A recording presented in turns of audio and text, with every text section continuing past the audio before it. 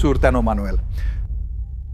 Meil oli just väga tulemuslik kohtumine, kus 49 riiki ühinesid ühe väga lihtsa sõnumi ja ettepaneku ümber. Et maailm vajab Hormuzi väina, täielikult avatuna, sest just nii hoiame hinnad oma rahva jaoks madalad ja väldime ülemaailmset majanduskahju.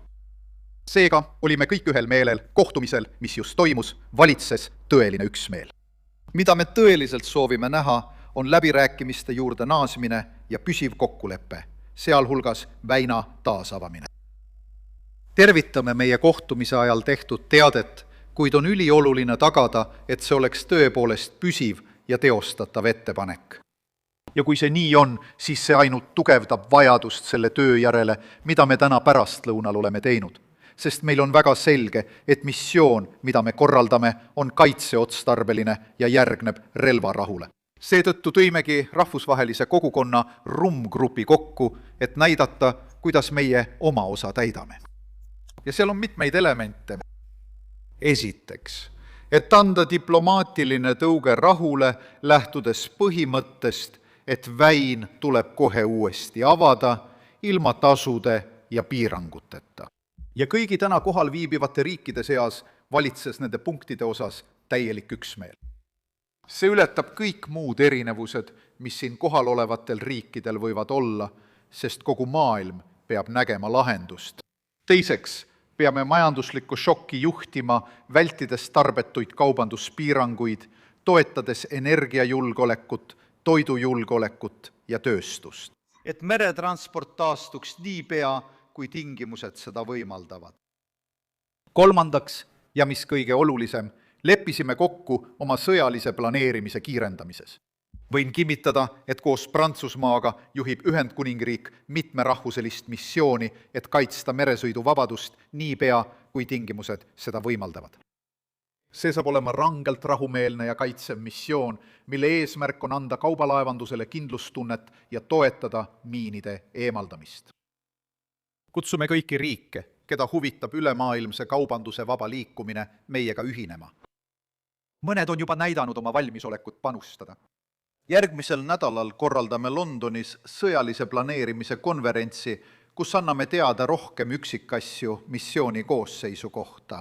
Ja üle 10 riigi on juba pakkunud ressursse panustamiseks. Aga vaadake, väina taasavamine on ülemaailmne vajadus ja ülemaailmne vastutus. Peame tegutsema, et energia ja ülemaailmne kaubandus saaksid taas vabalt voolata, et vähendada hindu töötajate jaoks. Meie kodanikud, meie inimesed peavad nägema rahu ja stabiilsuse taastumist ja meie täidame oma rolli.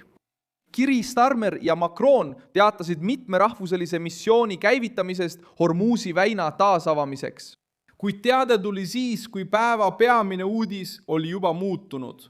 Sel reedel, 17. aprillil 2026, teatas Iraani välisminister Abbas Araghchi, et relvarahu ajal on kaubalaevadele läbipääs täielikult avatud. Ja Donald Trump kinnitas, et väin on valmis tööks. Ja täielik läbipääs, rõhutades, et mereblokaad kehtib endiselt ainult Iraani suhtes kuni lõpliku kokkuleppeni. Sellega panid Euroopa riigid end taas piinlikku olukorda, kui nad ei suutnud Hormuzi väina kriisiga toime tulla. Tegelikult oli see ajastuse kokkupõrge. Ühel pool Euroopa, mis on oma bürokraatias kinni, Starmer ja Emmanuel Macron kogusid Pariisis kokku 10 riike, et arutada kaitsejõudude loomist laevanduse kaitsmiseks. Teisel pool rääkisid Teheran ja Washington juba taasavamisest ja liikluse taastamisest. Starmer ütles, et rohkem kui 10 riiki on juba valmis pakkuma vahendeid selle missiooni jaoks ning kinnitas, et järgmisel nädalal toimub Londonis uus sõjaline konverents, kus täpsustatakse operatsiooni koosseisu. Aga olukord muutus Briti peaministri jaoks keeruliseks. Ta ilmus välja, justkui korraldaks taasavamist, kui taasavamist juba välja kuulutati. Kuidas see pööre juhtus? Pärast nädalaid kestnud blokaadi, pommitamisi ja pinget Pärsia lahes sidus Iraan väina taasavamise relvarahuga Liibanonis. Samal ajal hoidsid Ameerika Ühendriigid Iraani režiimile maksimaalset survet, säilitades Iraani sadamatega seotud laevade blokaadi. Ehk siis Trump nõustus kaubandusliku läbipääsu taastamisega, kuid ei loobunud sõjalisest ja majanduslikust hoovast Teherani suhtes. Just See annabki Ameerika poolele poliitilise jõu sel reedel. Väin avatakse uuesti, kuid surve Iraanile jätkub. Ja siin tuleb mängu kõige tundlikum punkt. Briti teadaanne jäi hiljaks. Starmer rääkis ülemaailmsest vastutusest, planeerimisest ja tulevasest kaitsejõust. Kuid turg, kauplemislauad ja päeva narratiiv reageerisid esmalt Iraani sammule ja Trumpi hoiakule. Nafta hind langes umbes 13% pärast Iraani avaldust avamise kohta ja Trumpi ütlusi Iraani vastase blokaadi jätkumise kohta. Teisisõnu, maailma tegelik reaktsioon tuli enne, kui Euroopa plaan paberile jõudis. Kahju Euroopa mainele on juba tehtud. Sest küsimus, mis jääb, on lihtne. Kui väin kuulutati juba sel reedel avatuks, siis miks Briti peaminister tuli välja missiooniga, et avada midagi, mis juba sõnades oli avatud? Lõpuks näeme sel reedel karmilt, kuidas käib võitlus juhtrolli pärast. Euroopa püüdis näidata end rahvusvahelise lahenduse juhina, kuid aeg töötas tema kahjuks.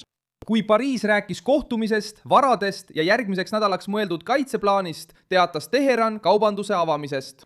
Ja Trump kinnitas, et Hormuz on äritegevuseks valmis, jätkates samal ajal Iraani piiramist. Ühendkuningriigil võib pikaajalises julgeolekus isegi teatud roll olla. Kuid tänases poliitilises mõjus oli pilt selge. Starmer ja Macron üritasid esineda liidritena, kuid tegelikult said nad oma tähtsusetuse tõttu geopoliitikas täielikult alandatud. Samal ajal lõikas Trump kohe kasu maksimaalse surve mõjust Iraani režiimi vastu ning juba näeb, kuidas Iraan on põlvili, avab Hormuzi ja allub Ameerika Ühendriikide nõudmistele.